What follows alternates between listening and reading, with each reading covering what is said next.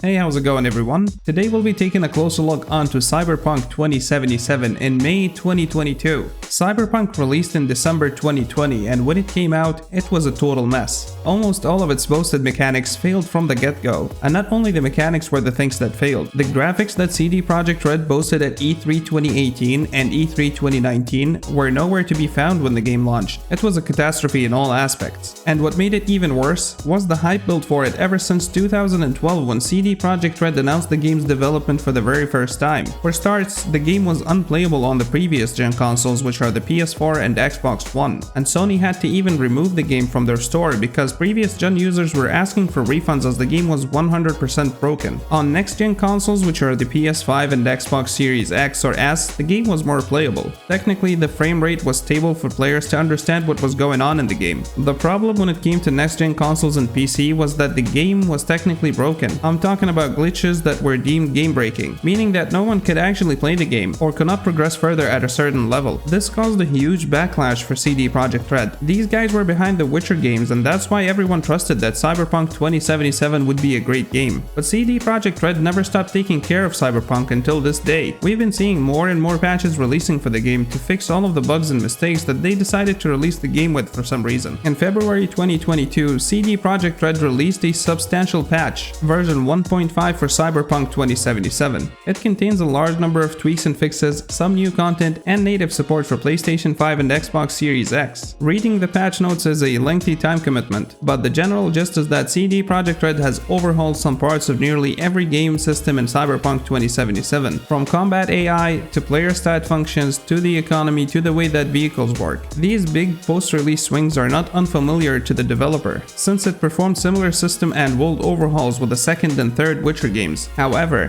this is the first time that a single patch has had the weight of fixing an entire game on its back. It is a heavy weight, and I'd be lying if I said that having to evaluate how fixed the game is did not weigh on me heavily as I booted the game up on my PC. In the weeks since, I have leisurely played through Cyberpunk 2077 for the first time. My eyes are as fresh as they can be, since I skipped the initial game to wait for the inevitable second swing. My verdict, put shortly, if you're looking for the soundbite, Cyberpunk 2077 is now a pretty good game. It works. It takes place in a world that seems to be one that everyone anticipated at launch. People are living their lives in the massive night city, and the player character V is just another character caught up in the process of trying to get a little bit higher in the hierarchy. You can wander from dirty streets to perfect skyline suites in the mega towers without much fuss, and the various missions thread V like a needle through these political realities rendered into spatial forms the same way that any other piece of cyberpunk media does. Based on reading reviews of the original Cyberpunk 2077 and comparing it to my experience of completing the new Cyberpunk over the past few days, it seems that a key difference between pre and post 1.5 is one of intensity. At launch, CD Projekt Red seemed to nail scale, in that the world was massive and appropriately futuristic. What it fumbled was a sense of density, a feeling that this big world contained functioning people, other than the player character going about their business. The game world lacked a sense of weight, as if everything existed merely for the illusion of there being a city here rather than a simulation of a real metropolis, with shops, stalls, cyberpunk criminals, and their entire network of economic relations. It's a strange marker of current video game culture that this is the thing that we most desire, since by definition the entirety of video game environment is a technical illusion to make a player feel comfortable. The people on the sidewalk in any given game are not there to be full people. They are there to give context and a certain aesthetic feeling to a player speeding by them in a souped-up future car. If there's a key maneuver in patch 1.5, it's that these fantasies seem to be fulfilled.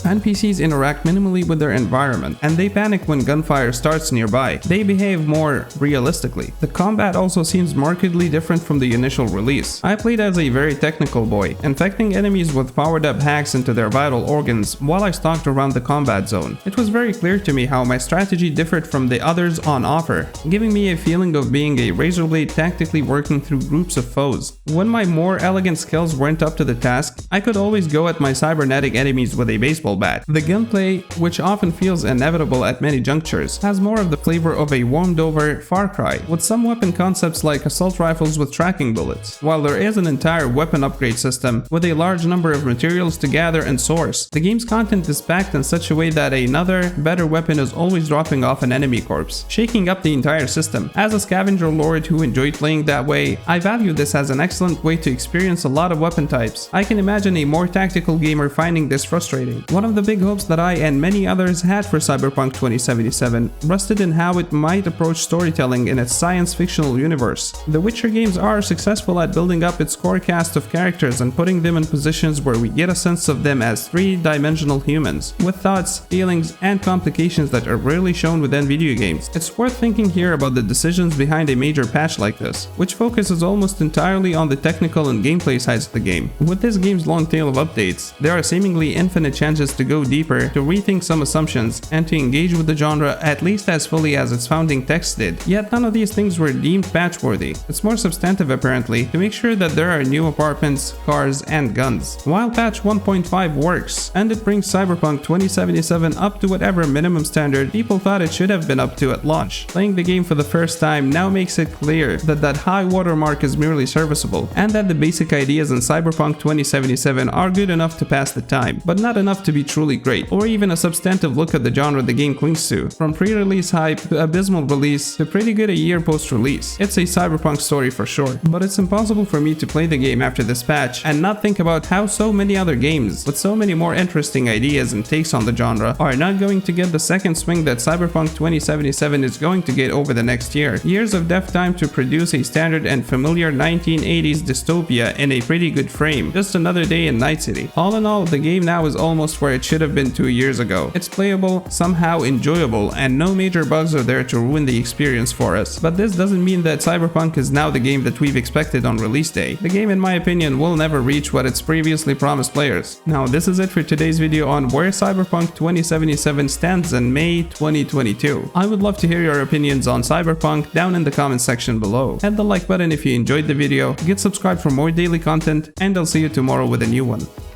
Enjoy.